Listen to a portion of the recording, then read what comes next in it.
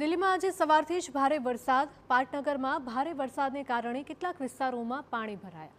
ગઈકાલે પણ દિલ્હીમાં ભારે વરસાદને કારણે નુકસાન થયું હતું અને આજે દિલ્હીમાં જાહેર કરવામાં આવ્યું છે રેડ એલર્ટ. લોકોને સાવચેત રહેવા અપીલ કરાઈ છે. ભારે વરસાદને લઈને વાહન વ્યવહારને પણ અસર થઈ છે.